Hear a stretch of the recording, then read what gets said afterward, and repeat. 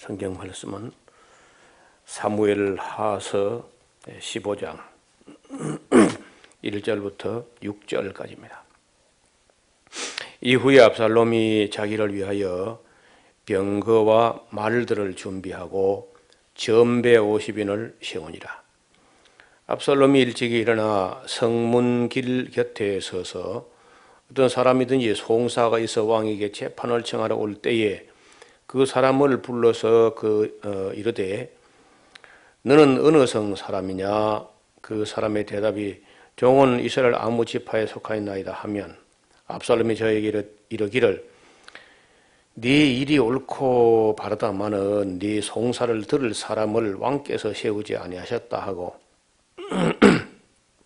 또 이르기를 내가 이 땅에서 재판관이 되고 누구든지 송사나 재판을 할 일이 있어 내게로 오는 자에게 내가 공의 베풀기를 원하노라 하고 사람이 가까이 와서 절하려 하면 압살롬이 손을 펴서 그 사람을 붙들고 입을 맞추니 무릇 이스라엘 무리 중에 왕께 재판을 청하러 오는 자들에게 압살롬의 행함이 이 같아서 이스라엘 사람의 마음을 도적하니라. 이 15장 이후는 이제 압살롬이 자기 아버지 다윗 왕을 반역을 하는 그 과정인데 어쩌면 이런 것이 이제 일시적으로 생긴 무슨 감정적인 행동이 아니라 상당히 오랫동안 계획을 해왔던 것 같습니다. 그래서 사람들이 그 최종적인 재판, 다시 말하면은 지방에서 지방 방백이나 지방 재판관이 판결을 했는데 그 판결에 만족이 되지 않을 때 우리나라 삼심제처럼 단계를 밟아서 지방에서 재판받고 또 그 다음에 이제 고등법원 또 재판받고 그래도 그 만족이 안 될 때 최종적으로 그 왕에게 재판을 받겠다. 왕의 재판이 이제 요즘 같으면 대법원 판결처럼 마지막 판결까지 올라온 거거든요. 그런 작은 문제가 아니죠. 이제 적어도 어지간하면 그저 재판하다 말아야지 끝까지 갈 때까지 가겠다. 이렇게 할 때는 이제 많이 억울한 경우 이제 그렇게 했을 거란 말. 그래서 예루살렘에 왔는데 그때 다윗은 이제 점점 연세가 많아져 가고 미처 살피지 못했는데 아예 살필 수 있는 기회도 없이 그 재판받으러 오는 사람들을 압살롬이 가로채 가지고 글쎄 자네 말이 옳긴 하지만은 자네 같은 사람의 사정을 들어주기 위해서 왕이 따로 지금 재판관을 명한 것도 없어. 그러면서 이제 다윗 왕에 가서면 공정한 재판을 받을 수 있을지 모르는데 압살롬이 중간에 가로채가지고 절을 하려고 하면 막 쫓아와서 부둥켜 안고 거기 막 입을 맞추고 이렇게 하면서 백성들의 마음을 살살 도적질했다. 반역의 준비를 한 거죠. 7절에 보면은 4년 만에 그리고 이제 그런 식으로 준비한 게 4년 만에 압살롬이 왕께 고하되 내가 여호와께 서원한 것이 이사온의 청컨대 나로 헤브론에 가서 그 서원을 이루게 하소서. 종이 아람 그술에 있을 때 자기 외가에 망명가 있을 때 말이죠. 서원하기를 만일 여호와께서 나를 예루살렘으로 돌아가게 하시면 내가 여호와를 섬기리다 하고 서원을 했습니다. 그 왕이 다윗 왕이 저에게 이렇게 평안히 가라 하니 저가 일어나 헤브론으로 갔습니다. 이때 이제 압살롬이 자기 앞잡이를 이스라엘 모든 집파 가운데 두루 보내어 이르기를 너희가 만약에 나팔 소리를 듣거든 곧 부르기를 압살롬이 헤브론에서 왕이 되었다 하라 이렇게 지령을 내렸습니다. 그때 압살롬에게 청함을 받은 200명이 그 사기를 알지 못하고 아무 뜻 없이 예루살렘에서 저와 함께 이제 처음에 갔어요. 그런데 압살롬은 거의 은밀하게 이런 계획을 한 것 같습니다. 제사 드릴 때 압살롬이 사람을 보내 다윗의 모사 길로 사람 아히도벨을 그 성읍 길로에서 청하여 온지라 반역하는 일이 커감에 압살롬에게로 돌아오는 백성이 많아졌다. 자, 참 이제 나라가 어렵게 된 것이죠. 그 당시에 이제 다윗 왕의 모사 참모 중에 그 아이도벨이라는 사람이 있었고 후세라는 사람이 있었고 또 다른 뭐 모사가 있었는지 모르지만은 그 중에 그 아이도벨을 압살롬이 끌어들인 거죠. 그때 그 사실이 이제 점점 이렇게 확연해지니까 사자가 다윗에게 와서 고하되 이스라엘의 인심이 다 압살롬에게로 돌아가고 있습니다. 했더니 다윗이 예루살렘에 함께 있는 모든 신복이 이르되 일어나 도망하자. 그렇지 아니하면 우리 한 사람도 압살롬에게서 피하지 못하리라. 빨리 가자. 두렵건대 제가 우리를 급히 따라와서 해치고 칼로 성을 칠까 하노라. 그래서 다윗이 한 번도 적에게 어떤 적의 등을 보인 적이 없이 도망하고 피해본 적이 없는 사람이에요. 근데 아들이 된 편이니까 이제 도망을 가자는 거죠. 이게 아버지 마음이라 할 수 있겠죠. 아들하고 어떻게 싸울 수 있겠느냐. 또 싸우게 되면은 결국은 누군가는 죽어야 되고 다쳐야 되고 피를 흘려야 되고 또 이 예루살렘 성을 또 불사르고 이런 파괴가 일어나지 않겠는가. 그래서 차라리 그저 내가 도망을 가는 게 낫지. 이렇게 이제 도망을 갑니다. 그 벌을 전에 제가 그 전도사로 개척교회를 할 때 개척교회가 뭐 너무 어려워서 교회가 생활비도 못 떼주고 이제 이럴 때 학비하고 생활비하고 자녀들 양육비하기 감당이 안 돼서 벌을 한동안 길렀어요. 제가요. 한 7년 정도 벌을 길러 갔습니다.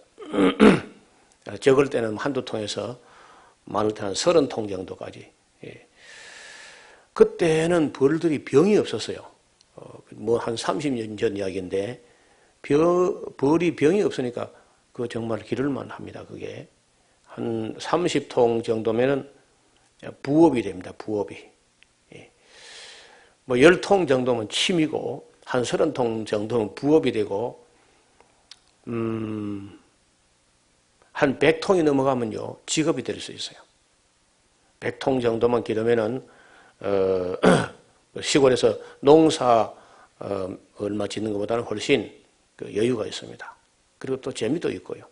그때 그 벌 중에 그 봄철 돼서 꿀이 충분할 때 그때는 군사가 확 늘어나게 되고 벌통 안이 비좁아서 열기가 일어나는데 그러면은 그 벌들이 분봉열이 일어나요. 근데 분봉하겠다, 이게 분가하겠다 하는 의지는 왕에게 있는 것이 아닙니다. 그런데 물론 그 본능적인 건데 일벌들이 그런 의지를 보여요. 이렇게 딱 그 통은 비좁고 백성은 많은데 분가를 함이 옳지 아니하냐. 이렇게 해가지고 이제 일벌들이 땅콩 껍데기만한 그런 왕의 방을, 왕자 방을, 왕자의 공주방이죠, 이제. 그런 턱 만들어 놨습니다. 이 벌통 안에 그런 걸 3개부터 한 10개까지 만들어 놔요. 그럼 그걸 보는 여왕은, 백성들이 분봉하기를 원하는구나. 나라를, 이 나누기를 원하는구나. 이렇게 인식을 해요, 왕이. 그러면 이제 거기 왕이 동의한다 하면 어떻게 하냐면 그 땅콩 껍데기만큼만 굵은 방에다가 알을 하나 낳아줍니다. 그럼 왕이 동의한 거야. 그러면 이제 그걸 로얄 젤리라는 걸 짜서 그 일벌들이 로얄 젤리를 만들어서 먹입니다. 그 알에게다가 모든 벌은 다 로얄 젤리를 먹습니다. 그런데 그 로얄 젤리를 3일 먹으면 일벌이 되고요. 일주일 먹이면은 여왕이 되는 거예요. 꼭 같은 알인데, 그럼 바꿔 해볼 수 있거든요. 그 왕대 안에 있는 알을 집어내 버리고 다른 칸에 있는 알을 갖다 일벌 방에 있는 알을 집어다가 왕의 방에다가 왕대 방에다 넣어가지고 거기 놓으면 그 일벌들이 로얄젤리 일주일간 먹입니다. 그 일주일간 먹이면은 여왕이 되는데 여왕은 몸집 크기가 일벌의 배나 돼요. 그리고 일벌은 길게 살아야 4개월, 5개월을 넘지 못하고 죽는데 여왕벌은 7년 가까이 살 수 있어요. 활발하게는 뭐 보통 한 2년, 3년이지만은 그냥 살아가는 데는 7년 가까이 살 수 있을 정도로 그러니까 단 4일간 로얄젤리 더 먹었는데 그거는 차이가 나니까 이제 사람들이 로얄젤리 안에 무슨 신비의 물질이 있지 아니하냐 해가지고 그 값이 비싼 거거든요. 그런데 이제 그 알에서 유충이 나와가지고 이렇게 그 구더기 같은 허연 알이 이렇게 커져가지고 그 왕대 안에 가득 차게 되면요, 그 로얄젤리 안에 떠 있습니다. 로얄젤리에 푹 빠져서 거기서 먹으면서 이제 크는데 어느 정도 올라오면은 그 뚜껑을 봉해요. 봉했다가 이제 일정 기간 지나면은 처녀 여왕이 거기서 나오는 거죠. 그 나오게 되면은 자기 엄마하고 그 일전불사 한판 승부를 가려야 돼. 예. 그러니까 그 딸년하고 여왕이 지금 한판 해야 되니까 그 죽자 살자 싸울. 그런데 이제 그런 일은 거의 없고 안 싸우려고 그 어머니 여왕이 떠납니다. 그 자기 딸 되는 처녀 공주가 나올 때 한 이틀쯤 앞두고 그 다 소리 들어보고 나올 때가 됐다. 그래가지고 이제 전국에 무슨 그 광고가 나가는지 나와 함께 할 자 누구뇨 해가지고 이제 모집을 하게 되면요 가장 일 잘하는 그리고 보통 역봉이라 그래 역봉 일하는 그 역사들 아주 장사들 이런 것들이 그 늙은 여왕을 따라서 어린애 보고 개척하는 것보다 우리가 나가자 하고 이제 나가는데요. 그 이른바 분봉이라 그래요.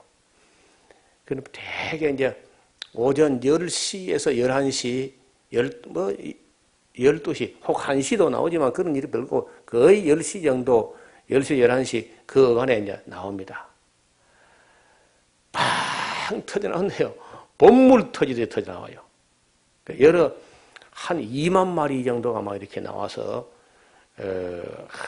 그때 뭐 쫓겨나는 것처럼 하는 게 아니라 그걸 굉장히 즐겁게, 벌들의 일생에 가장 즐거운 날이 그 분봉하는 날이에요.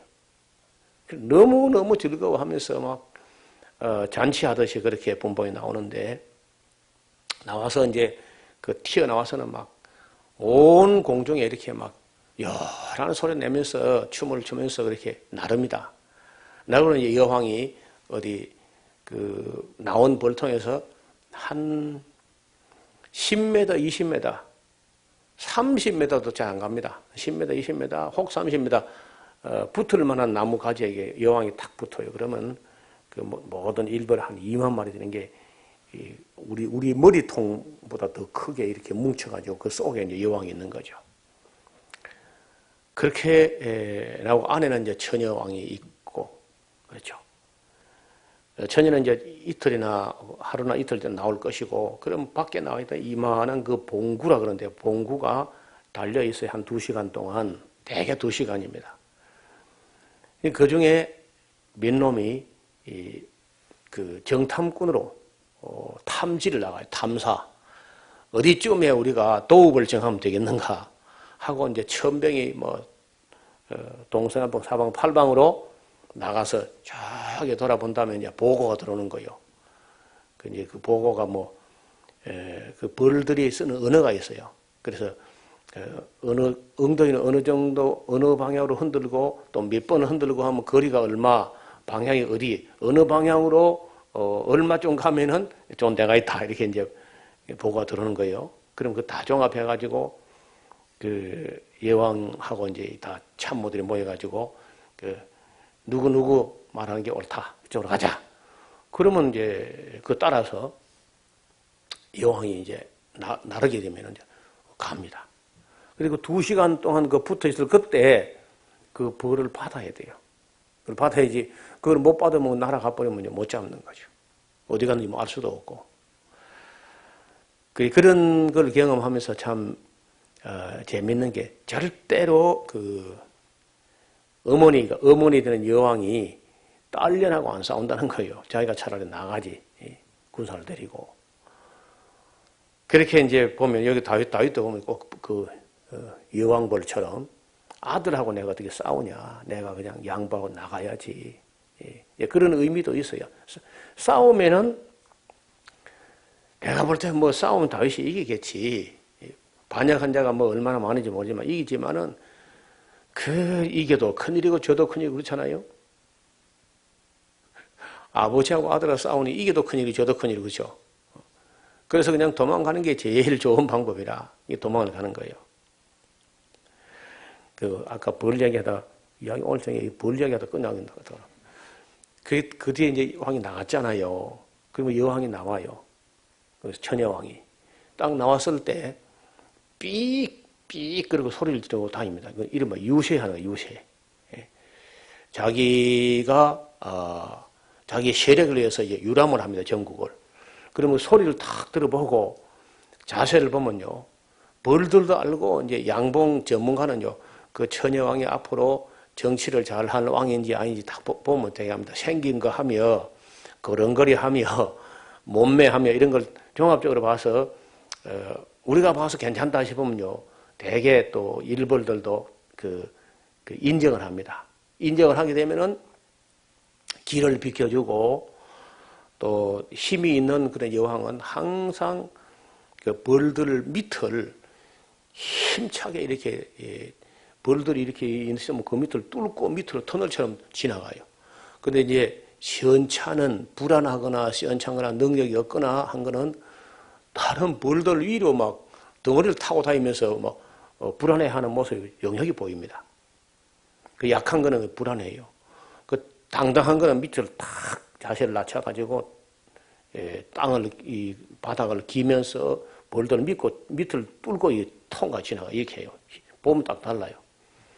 그래 소리 들어보고 이제 그 안에 있는 일벌들이 전국적으로 여론이 돌기를 이 정도면 앞으로 우리나라를 다스릴만하지 아니하냐 이렇게 인정이 되면은 그 다른 왕대가 아직도 제2, 제3, 제4 이렇게 후보가 많이 있거든요. 그 후보가 이제 하루 차나 한나절 차를 두고 터져 나온다고 이제 터져 나올 텐데 지금 나온 처녀 왕이 믿음직하고 신뢰할 만한 어떤 그 벌들의 본능적으로 아는가 봐요. 그러면은 그 다른 왕대가 터져 나오면 또 벌려야 돼 또. 그 이제 공주 자매간에 또 죽을 때까지 싸웁니다. 하나가 죽을 때까지. 그런 일이 벌어지면 안 되겠다 싶으니까 그 일벌들이 길을 열어가지고 그 방금 처녀왕이 나와서 다른 제2, 제3, 제4 후보의 그 왕대를 옆구리를 딱 뚫습니다. 옆구리를 뚫어서 목을 잘라버려요. 앞을 머리 쪽을 뚫고도 하는 얼굴과 얼굴이 마주치면 싸움이 벌어지니까 옆구리로 파가지고 안에 있는 걸 내일이면 나올 텐데 그걸 잘라버려요. 그럼 다 이제 전국을 돌면서 다 처단해버리면 그 나라는 안정이 됩니다. 근데 만약에 일벌들 간에 여론이 둘로 갈라진 거요. 어떤 일벌들은 믿을 수 있다. 그리고 어떤 거는 저거 어떻게 믿겠나 저거 괜찮다. 예? 연설하는 걸 들어봐라 저게. 소리가 마음에 안 든다. 뭐 하여튼 마음에 안 들으면요. 국론이 갈라지는 거예요. 그러면 어떤 왕대를 불러서 안 비켜줘. 일벌들 어떤 부류가 좀 제2번 그 나올 후보자를 옮겨서고 옹립을 하고 안 비켜주는 거예요. 안 비켜주면 이제 처녀왕이 가만히 생각해 볼 때 난지 하루 만인데 그러면 내일 내가 저 애가 나와 싸우냐 오늘 내가 나가느냐 하고 결정해야 돼요. 나가려고 하면 또 다른 사람이 또 다른 또 벌이 있어야 될 거 아니에요. 그리고 또 나옵니다, 이제. 그저께 이제, 어미가 절반대로 나가는데, 남은 것 중에서 또 얼마를 대고 이제 2차 분봉이 나오는 거예요. 그건 처녀가 분봉해 나오는 겁니다. 그래가지고, 그 안에 이제 이 국론이 통일이 안 되고, 자꾸 분열 의식이 생기게 되면요. 줄분봉이 나. 오늘 제일 큰 날, 첫 번째 나온 늙은 여왕이, 어미 여왕이 되고 절반쯤 데려나갔고, 나머지에 또 절반, 나중에는 이제, 그래서 줄분봉이라 그러는데, 그런 형식으로 안에서 막 한 처녀왕이 참 잘 나와가지고, 국론을 통일해가지고 한마음이 되면 참 좋은데, 그게 안 되면 줄분봉이 나가지고, 망해버려, 집안이. 조금씩 요만큼 뭉쳐가지고 뭐 나와가지고, 흐지부지 되고 뭐 하는 거라. 그래서 차라리 맨 먼저 나갈 때 늙은 여왕하고 나온 것들은 이제 역봉들이 나갔으니까, 한창 일할 나이에 나갔기 때문에 그들은 나라를 가서 안정시키지만은 남은 벌통 안에서 여러 갈래로 쪼가리가 나버리게 되면은 아주 그 봉군 자체가 어려워지는 그런 걸 경험하게 됩니다. 그런 것이 자주 있는 일 아니지만 이제 가끔 있어요. 그래서 그 제가 목회하면서 그래 그 지도자는 누구하고 싸워서는 안 된다 하는 것은 이제 아주 벌에게가 배웁니다. 결혼자여 개미에게 가서 배우라 그런 말이 있듯이 그 벌들도 그런 그 나름대로의 물론 본능으로 하나님이 심어준 윤리지만 그런 윤리가 있는 거예요. 절대로 싸우지 않는. 그리고 그 늙은 여왕이 나가요. 그 다음에 이제 늙은 여왕이 늙어지게 되면은 어떻게 해서 죽는지 모르지만은 그 늙은 여왕이 이제 죽고 새로 여왕이 이제 나오고 이렇게 해서 그 창세 이후로 그 법칙이 그대로 유지가 되어 오는 거라. 지금 벌도 마찬가지라. 하나님께서 천지창조 때 그런 법칙을 본능 속에 입력했는데 그대로 지금도 이루어져 가고 있는 거예요. 근데 그 제가 그 이제 신학을 다 끝내고 정식으로 이제 교회 일만 전념하게 될 때는요, 그 양봉을 하는 게 교역자가 양봉을 하는 게 그래 적절하지 않다 해서 다 그냥 없애버렸습니다. 없애버렸는데 해마다 아카시아 꽃이 필면요 마음이 설렁한 거예요. 그 꽃 향기하면 그 마당에 한 벌 한 20-30통 두면 막 벌들이 얼마나 부지런하게 꿀을 물고 오고 꽃가루를 물고 오고 하는 거, 또 왕이 태어나고 분봉이 나고 하는 이게 그 사람의 활기가 넘치게 해요. 근데 그 제가 그만둘 그 무렵에 석고병이라는 아주 무서운 병이 있어요. 애벌레가 죽어서 안에서 무슨 바이러스나 무슨 병인데 안에서 그저 보리밥 풀떼기처럼 말라가지고 굳어가지고 그걸 꺼내느라고 막 일벌들이 송장 처리하려고 애벌레 송장 처리하려고 진땀을 빼는 걸 보면서 약을 치면 조금 효과가 있는데 병이 완전 근전되지 않고요. 그때 한 25년 전에부터 있던 석고병이 지금도 안 없어지고 있다고 들었어요.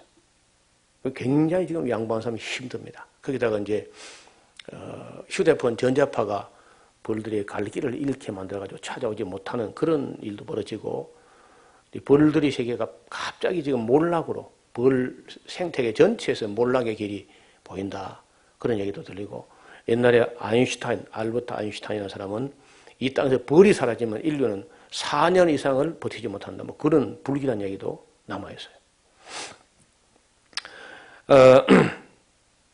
뭐 지금은 이제 다른 데서는 이런 것이 벌 이야기가 적용될 수는 없는데 가끔 그 교회는 그럴 수 있어요. 교회가 가끔 보면은 원로 목사가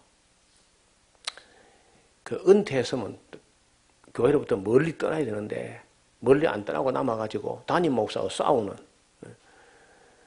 원로 목사하고 담임 목사하고 싸워가지고 교회가 막 불나 일어나는 이런 아주 볼상사나운 일이 벌어진다는 거죠. 떠나야 됩니다. 완전히 떠나는 게 좋아요. 그래야 후임 목자가 부담이 없이 하는데 그런 일이 잘 노탐이 있어가지고 잘 안 되는 그런 이야기를 듣습니다. 하여튼 다윗이 도망하자, 그렇지 않으면 우리가 한 사람도 압살롬에게 피하지 못한다. 빨리 가자, 두렵건대 제가 우리를 급히 따라와서 해하고 칼로 성을 칠까 하노라. 왕의 신복들이 왕께 가되 우리 주 왕의 하시고자 하는 대로 우리가 행하리이다 하더라. 왕이 나갈 때 권속들을 다 따르게 하고 후궁 10명만 남겨두어서 궁을 지켜야 합니다. 여자니까 아무리 뭐 전에 압살롬이라도 여자하고 자기 어머니 뻘 되는 사람들에게 어떻게 하겠나 해서 여자 후궁 10명을 남겨두고 성을 완전히 비웠습니다. 그 왕이 나가면 모든 백성이 다 따라서 벳메르학에 이르니, 벳메르학은 그 벳 하는 건 집이고 메르학이라는 이 별궁, 그 다윗이 좀 그 왕궁에서 좀 떨어진 곳에 어떤 별궁을 갖고 있었는데 거기 이르러 머무니 모든 신복이 그 곁으로 지나가고 모든 그렛 사람과 모든 블렛 사람과 또 왕을 따라 가드에서 온 600인이 왕의 앞으로 지나가니라. 이 사람들은 참 이 가드, 블레셋 가드 사람인데 가드 왕에게 뭘 좀 이렇게 밉게 보였는지 미움을 받는지 추방을 당했던 것 같습니다. 그런데 이들이 지금 다윗에게로 왔어요. 600명이. 근데 그 600명의 지도자가 이때라는 사람, 이때. 이때라는 사람은 겨우 그저 가드에서 추방돼 가지고 다윗에게 망명을 오는데 망명 오자마자 다윗이 또 쫓기는 신세가 됐단 말이죠. 그런데 거기에 다윗과 함께 가겠다 이렇게 망명길을 가겠다고 따라 나서는 거죠. 그래서 19절 그때에 왕이 가드 사람 이때에게 이르되 어찌하여 너도 우리와 함께 가느냐. 너는 쫓겨난 나그네니까 돌아가서 왕과 함께 네 곳에 있으라. 뭘 우리 고생하고 지금 아무 정처 없이 가는 우리 따라가서 어쩌자는 거냐 하고 이제 다윗이 그들에게 무슨 신분도 그 뭐 생활도 보장이 안 되는 나를 어떻게 따라오려 하느냐 했습니다.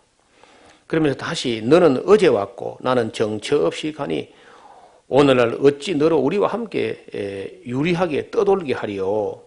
너도 돌아가고 네 동포들도 데려가라. 은혜와 진리가 너와 함께 있기를 원하노라 하고 다윗이 아주 정직하게 나같이 지금 미래가 불투명한 사람을 따라 나서 어쩌자는 거냐 했더니 이때가 왕께 대답하여 그러되 여호와의 사심과 우리 주 왕의 사심으로 맹세하옵나니 진실로 내 주 왕께서 어느 곳에 가시든지 물론 사생하고 죽든지 살든지 종도 그곳에 있겠나이다. 그 참 다윗으로서는요 그게 오히려 부담스럽죠. 지금 피난길 가는데 600명이 지금 따라오면 그 처자식도 있고 하면 한 1000명이나 될 텐데 그 충정이야 고맙지만 이거 부담되지 않겠어요? 뭘 가지고 1000명, 2000명은 먹여 살리겠나? 그래서 여기 참 참 아이러니라고 할 수 있겠는데 자기의 몸에서 난 아들놈은 백성의 마음을 도적질 해가지고 다윗에게 반기를 들고 반면에 그 적국이었던 가드, 블레셋 가드의 이때를 따라온 600명은 다윗이 생사고락을 다윗과 같이 하겠다고 나오니 참 이게 다윗의 심정이 어떠하겠어요?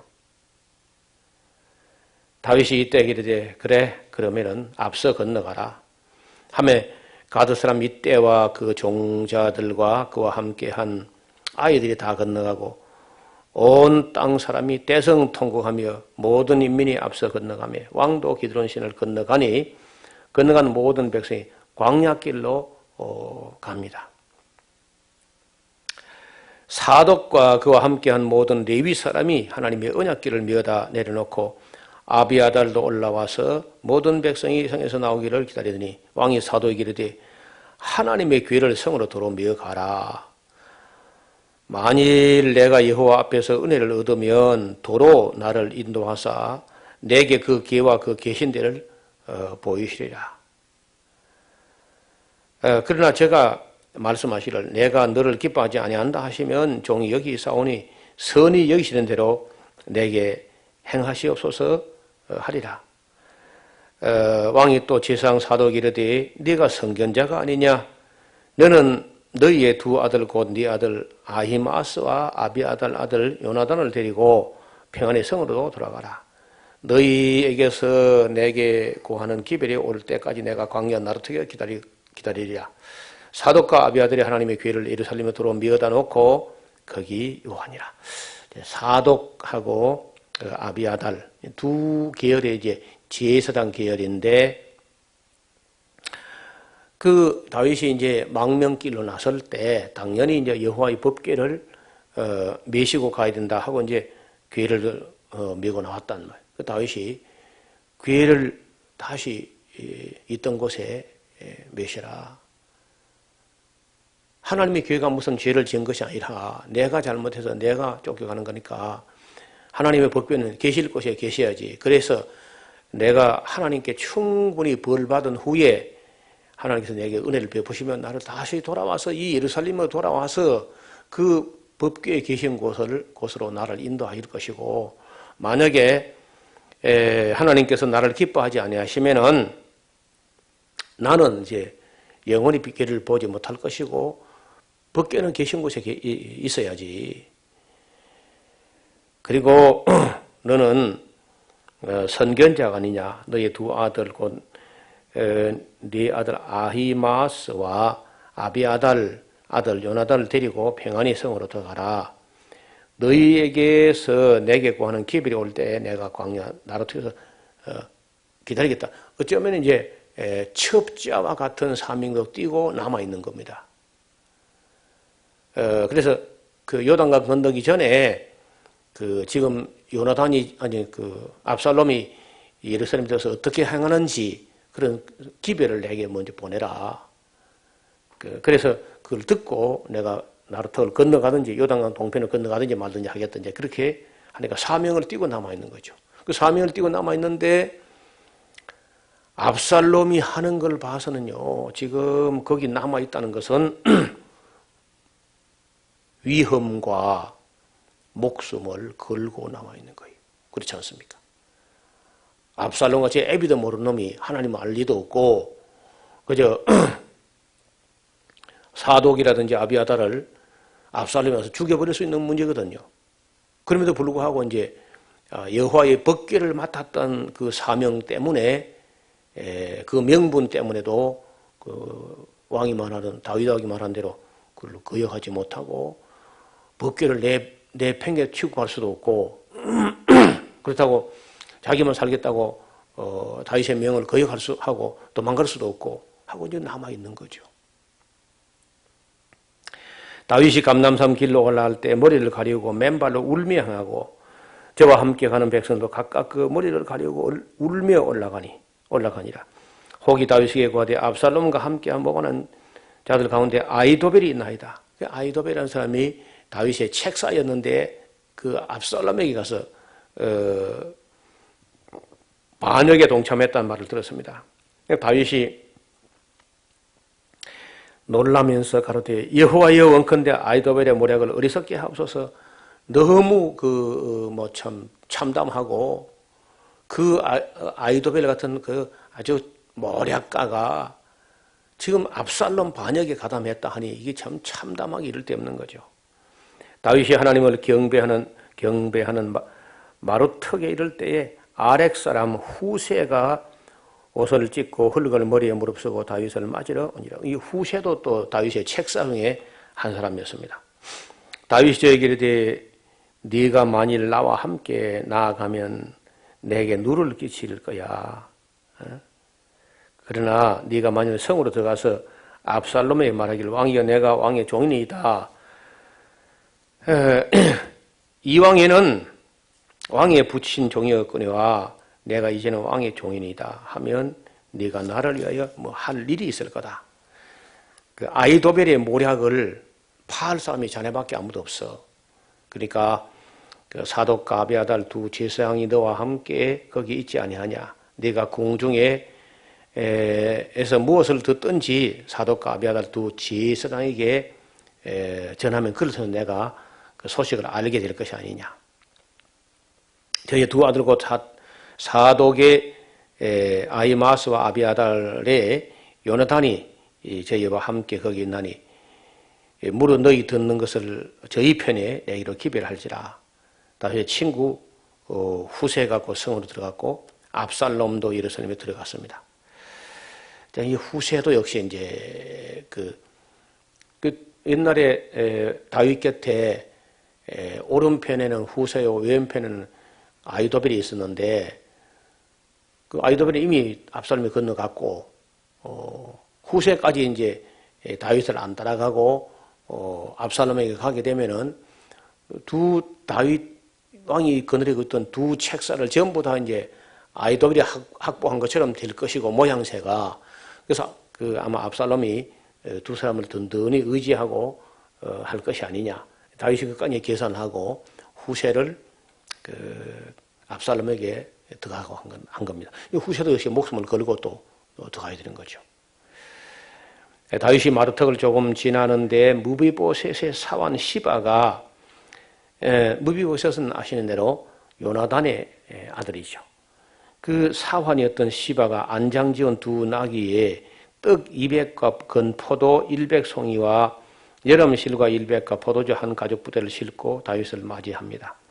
왕이 시바가 이르되 네가 무슨 뜻으로 이것을 가져왔느냐. 시바가 가로되 나귀는 왕의 권속도로 타게 하시고 떡과 실과는 소년들로 먹게 하고 포도주는 들에서 곤비한 자들에게 마시게 하려 함이니이다. 왕이 그러되 네 주인의 아들이 무비보셋이 어디 있느냐. 시바가 왕께 고하되 예루살렘에 남아있는데 제가 말하기를 이스라엘 족속이 오늘 내 아비의 나를 내기로 돌리리라 하나이다. 이거 거짓말이거든요. 시바라는 아주 악한 놈이 자기 상전인 무비보셋을 참소한 거야. 무고한 거죠. 왕이 시바들에 대해 무비보셋에게 있는 것이 다 네 것이니라. 시바가 그러되 내가 절하나이다. 내 주 왕이여 나라 왕의 앞에서 은혜를 잊게 하옵소서 했습니다. 이것은 거짓말이죠. 다윗은 또 미처 잘 살펴보지도 안 하고 무비보셋이 자기가 왕 되겠다고 지금 나라가 자기가 돌아온다고 그런 그 악한 마음을 갖고 있다 하니까 그냥 믿어버렸어요. 자, 믿어버린 이런 간신배의 그런 거짓말을 너무 해프게 믿어버린 다윗도 문제가 있지만은 그래도 아무도 누구도 믿지 못하는 사람보다는요 해프게라도 믿어버린 사람이 좋은 사람이야. 그래도 속을 때 속더라도 아무도 믿지 못하는 사람은요 그 되게 믿을 것도 안 믿거든 사실요. 다윗 왕이 바후림의 이름에 거기서 사울의 집 족속 하나가 나오는데 게라의 아들이요 이름은 시므이라. 제가 나오면서 연하여 저주하고 또 다윗 왕의 모든 신복을 향해 돌을 던지니 그때 모든 백성과 용사는 다 왕의 좌우에 있었더라. 시므이가 저주하는 가운데 이같이 말합니다. 피를 흘린 자여 비루한 자여 가거라 뭐 꺼져라 이렇게 하면서 막 아이고 죽은 개 같은